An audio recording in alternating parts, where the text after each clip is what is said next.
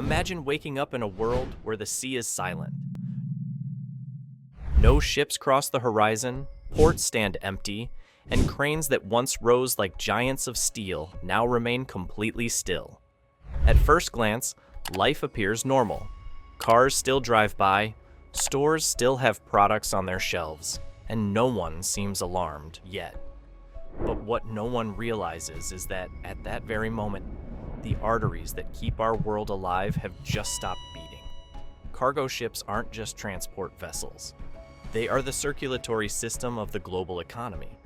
More than 80% of everything we use, eat, wear, and need to survive travels across the ocean before it reaches our hands.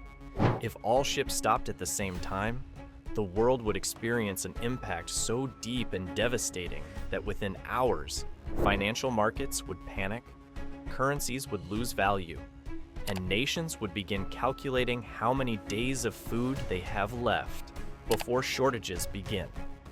And what's even more unsettling is that you, me, and millions of ordinary people would have no way to stop what's coming. Did you know that even the fuel powering airplanes and trucks depends on maritime routes? Without ships, there is no international logistics. The world operates on a fragile balance that today we will dismantle layer by layer. So if you're fascinated by uncovering the truth behind how our planet really works, I invite you to subscribe right now and leave a like, because what you're about to discover could change your view of the world forever. The ships have stopped, and time has stopped with them. The first 24 hours of a total shutdown might seem peaceful to the average person, but in the nerve centers of global trade, chaos has already begun. Containers filled with perishable food would be stranded at sea, unable to be unloaded. The price of oil would skyrocket immediately, since most crude travels in massive tankers. Refineries would begin receiving critical alerts due to supply shortages, and without fuel, airlines would initiate mass cancellations. Stock markets around the world would plummet as companies dependent on international supplies begin shutting down production. Car factories without parts, pharmaceutical plants without ingredients, technology firms without microchips or essential components. Meanwhile, supermarket chains would quietly activate their first rationing protocols. Although shelves might still appear full, managers would be fully aware that no new shipments are coming. On social media, rumors would start to spread. Something is happening at the ports, and the first headline would soon follow.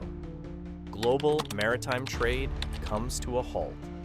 From that moment on, every minute would count. Governments would convene emergency meetings, while economists warn that if this situation continues, the world will face the greatest supply crisis in modern history. And if you haven't already, subscribe now so you don't miss how this scenario continues to escalate. Because what's coming is not just concerning, it's inevitable. Day 3 marks the visible beginning of the crisis. News outlets no longer speak in rumors, but in confirmation. All cargo ships in the world are stopped. Satellite images reveal hundreds of vessels frozen in place around the continents, as if the planet itself were paralyzed.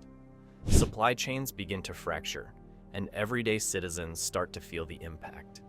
Essential goods like rice, wheat, fish, basic medications, and imported fuels begin to run scarce. Major cities, accustomed to daily inventory cycles, feel the pressure immediately. Gas stations receive less fuel, and prices rise hour by hour. Social media explodes with videos of empty supermarket shelves, panic buying, and long lines. Airlines announce an immediate reduction in flights due to lack of fuel, and the first industries begin temporarily laying off workers. Reality becomes impossible to ignore. Without ships, globalization stops. Countries without sufficient agricultural production begin assessing strategic food reserves. Others, dependent on exports, face massive financial losses as they cannot ship their products abroad. Initial warnings turn into pleas for international aid, but everyone faces the same problem. Nothing can be moved. In this scenario, geopolitical tensions rise, and the world begins to realize just how fragile its stability truly is.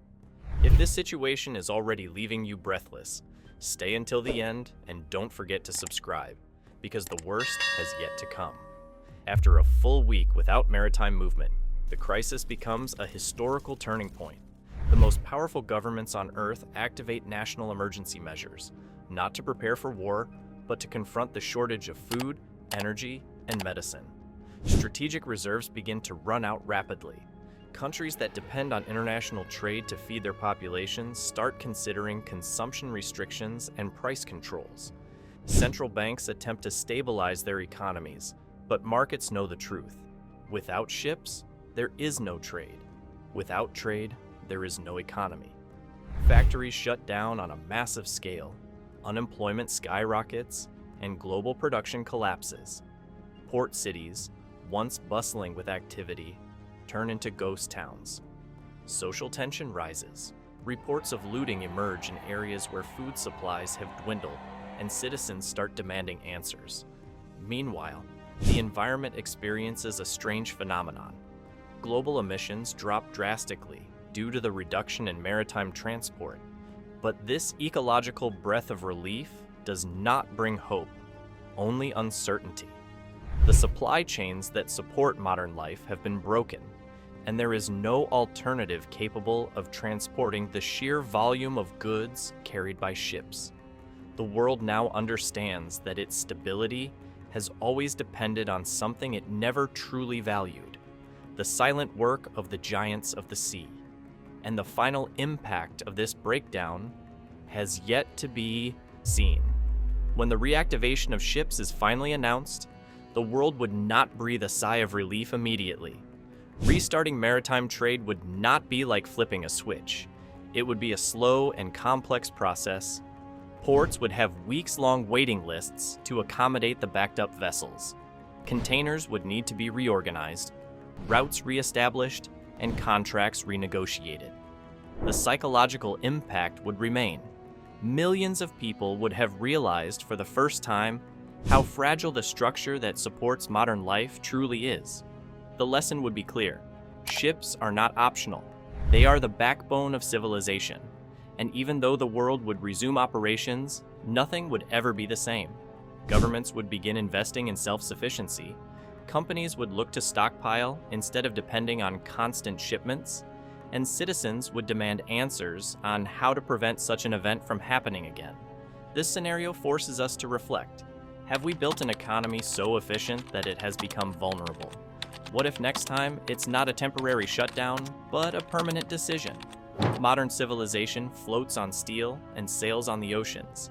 If this video opened your eyes to the reality of global trade, and you want to discover what new technologies might replace ships, or if there's a secret plan to transition to artificial intelligence and clean energy maritime systems, subscribe right now, leave a like, and join me on our next journey as we explore the future of our civilization.